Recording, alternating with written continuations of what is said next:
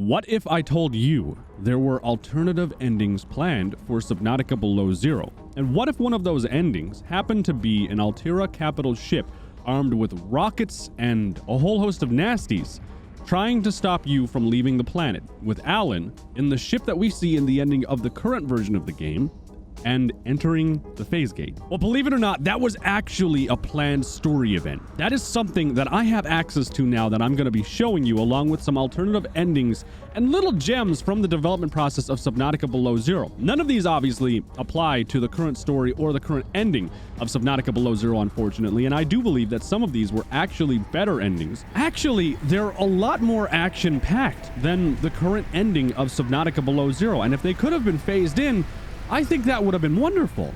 I also went digging through the game files and I found something quite strange, and it's the fact that they've added the sunbeam to the Subnautica Below Zero files. I don't know why that is. We're going to take a look at it in a moment too, and kind of strange. I tried to find the capital ship as well from Altera, but I could not find it. But you'll be seeing it anyways in this video. Back when the story still involved tablets heavily with the white tablet, Margaret at some point was supposed to give you the tablet, and you would use that then obviously to unlock the doorway that led to Alan and the old version of the structure that was there. There is no dialogue, unfortunately. It doesn't tell you what they're saying because it's all censored for early access, which basically means they didn't even have that part of the story drafted or created. But at some point, Margaret was supposed to play a substantial part in the story, and I feel like we really missed out as players to explore that avenue because Margaret kind of just dies at the greenhouse, which is unfortunate. Now, this is the current version of Subnautica Below Zero's ending, but it's an iteration of it, and this is from March 2020, a very, very old version of the current ending we now see, and you can tell simply because of the room that they're entering to.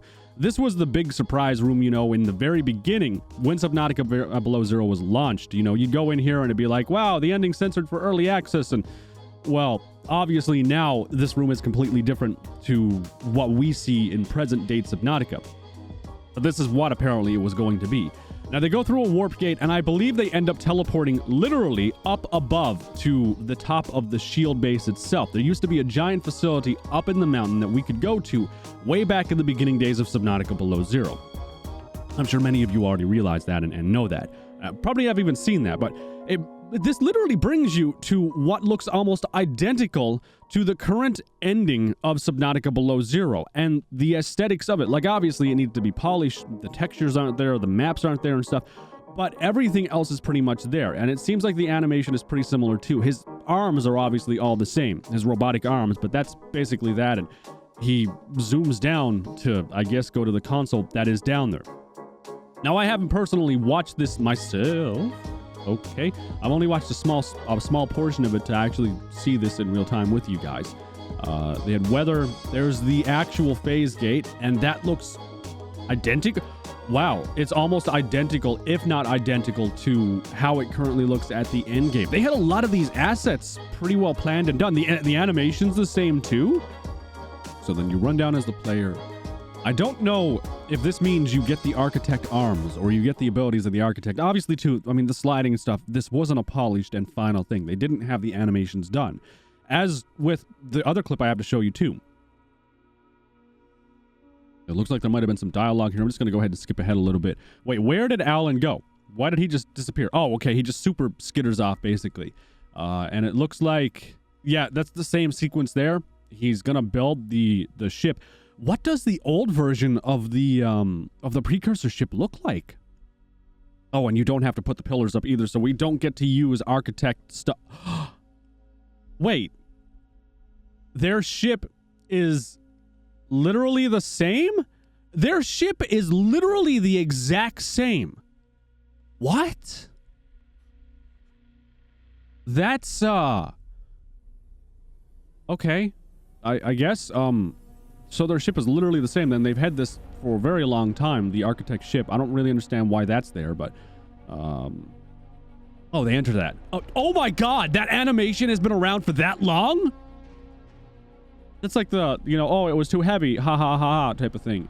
And then he's integrated with the ship. Oh, it looks like you fall down now, obviously. It's not meant to be like that.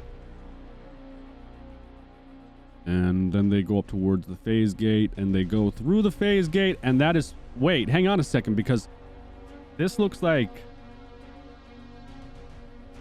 Yeah, you go through it, and then another gate appears, I think, and it's like, boom. Yeah, okay, and there's a second one here. It looks like this ending would have been a little bit different as far as traveling to the Architect home world. And then that is pretty well it. Yeah, that, and then you go into the ocean and there's nothing really there. Okay, all right. Well, then that's that. Now, this is the big one. This is the one we have been waiting for. This is the ending of the old story. October 2019. Are you ready to insert the tablet? Once you do, we cannot turn back. So there is some dialogue here. I don't know how spoilery it's going to be, but... Oh, yeah. Listen to that. That is so old. Oh my god, the memories. Yeah, this is the original story plotline.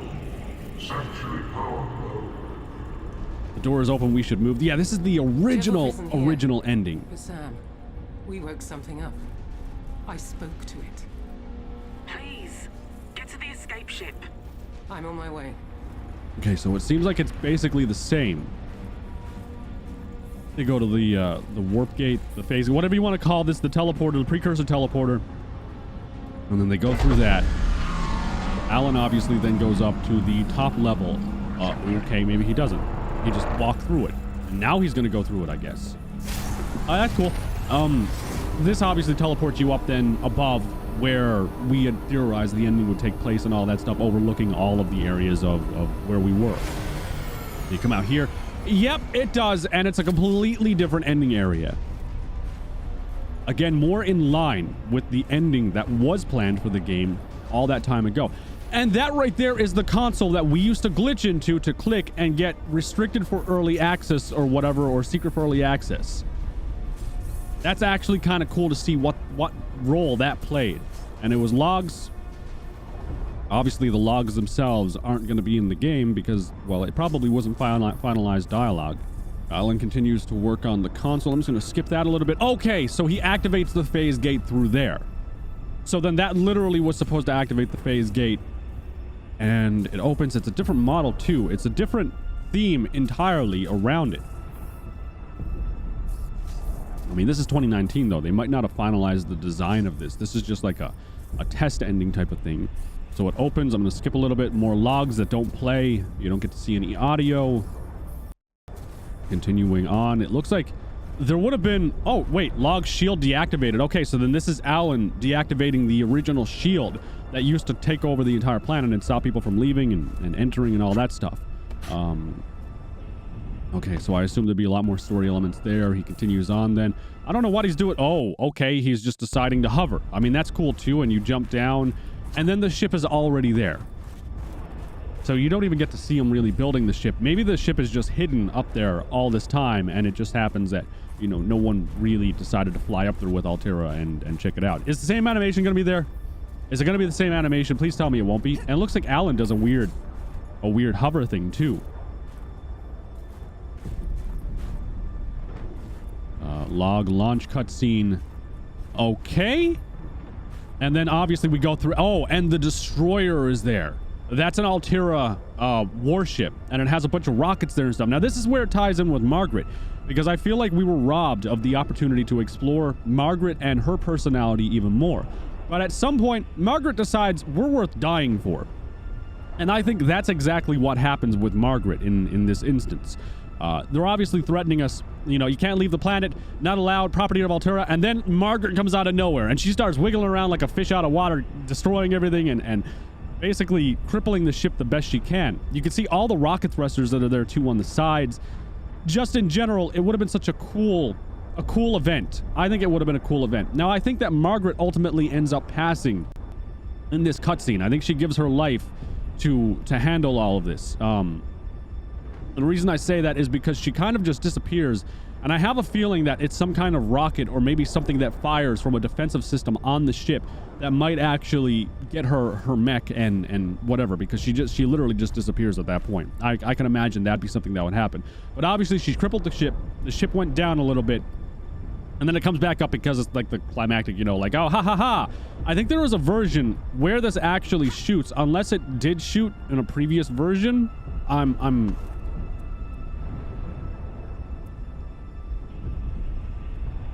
Or does it shoot in this one? No, it takes off, so it leaves. But did I see it shoot earlier? I'm sure that it was supposed to shoot in a version of this, like it actually fires rockets at you. And maybe I just missed it? But I mean, either way, I think if we had a combination of this ending along with the current ending of Subnautica Below Zero, it would have been so much better. This would have been like the shock factor, like, oh, wow, Altera has a battle cruiser here and they're trying to stop us. They're aware. And then Margaret coming up, obviously, and doing her stuff and destroying the ship as part of the ending. That is so cool. And then we take off and we see the Architect homeworld. I think that would be, bar none, so cool. But obviously, the ship itself just decides to fly off. It's probably been damaged too heavily to do anything. And then we obviously go through, I think, Charlie's face on a hull plate through the thing. And, well, that teleports us to the end of Subnautica Below Zero. It looks like they did plan all along to have the ending area behind the mountain there. That's a very selective...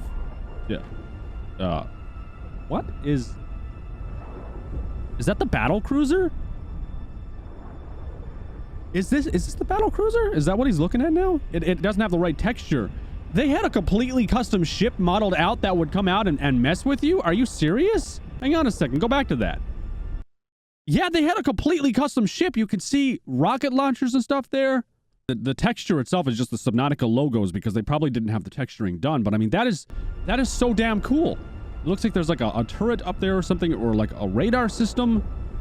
That's really damn cool. I like this. And then obviously we go back to the main map and everything that is there. But that is the original ending of Subnautica Below Zero. That is the one that they scrapped in the story. So yes, in essence, I feel like they could have made the ending so much better if they had that dramatic Altera battlecruiser stuff happen. But I mean, they probably just wanted to go a different route and maybe phase out some conflict that could have happened with Altera. Maybe even completely phase out Altera Corporation in general. But now we move on to the Ice Dragon. Now this is important for the simple fact that the development team I know working on the Gargantuan Leviathan is very much thinking about recreating this creature and bringing it into the world. And we recently had some stuff come out about this creature thanks to the amazingly talented Alex Reese, I think is how you say your name. Sorry if I got it wrong, Alex. Anyways, this guy's incredible. This is the Ice Dragon. Obviously, the Ice Dragon Leviathan and concepts around the creature.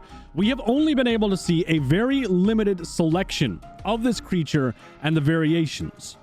Actually, these are the variations right here that we actually got to see. When it came to the Ice Dragon, I believe this one right here is the model. Yeah, so this is what we got to see as the teaser, but they cut it out of the game entirely. Now we have Alex here showing us some of the stuff behind the curtain and how this creature would have worked. Oddly enough, this thing seems like it was called the Pentacarid Leviathan at some point, and it obviously took form and shape of the Pentacarid. But yeah, you can see that concept right here. I can definitely see it. But moving on from that, there was different variations of it that were created. Now it gets really interesting because we find out what this creature would have done. Here is the scale compared to a Seamoth. At least I think this would have been accurate scale for what Alex had envisioned this creature to be. Absolutely terrifying, first off. It would definitely rival the biggest Leviathans, and it's not something you would want to mess with. Now, it also had some special attacks that they wanted to work on, be it the different heads and, you know, what they wanted to do. They had missile symbiotes, which the symbiote fish, obviously, you've seen it before. It's that little, you know, toothy thing, I think.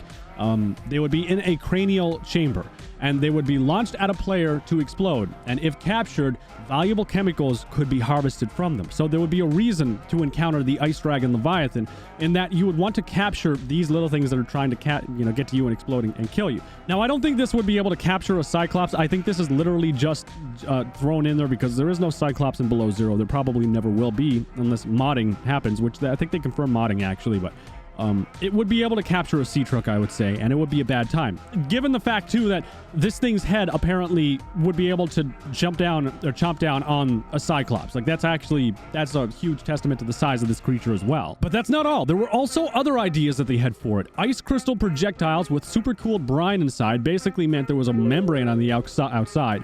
and it would literally smack into you and then freeze with what was on the inside of it. It would just freeze the Cyclops right there. A lot of ice-themed stuff, obviously, for the simple fact that it is a ice-themed creature. And then obviously, you know, ice encases the target on impact. It can be broken using certain countermeasures or shattering over time, just like when we get frozen by those brine wing fish, actually. But it's kind of interesting too, because that means this creature would have had a major advantage over other Leviathans. This thing would have been a Leviathan hunter, for the simple fact that it has a direct counter to completely immobilize very large targets. At the very least, it would be a Reaper Leviathan killer. At the very least. And it would probably be able to do that without using the membrane brinesicle shot. And then they went in a little bit more on detail with, you know, the claws and the fins and just how things looked with this creature in general. Now, they did move into, they did some tests with the 3D models for the eyes and stuff. My personal favorite is this one right here with the orange and black pupil. I think that looks cool. But this one up here too with black on black is also super, super sketchy and freaky. But that's the Ice Dragon, Frost Dragon. See, like Frost Dragon here, then it was called the Panacardi Leviathan, then it's the Ice Dragon. There were so many variations of this creature that they had worked on. There was also this little gem right here, which was kind of cool in Below Zero. It was a creature designed for something based on microbes. The guy here was basically inspired by soft body beings that build a skeleton of silica. The suicidal attack is based on the ant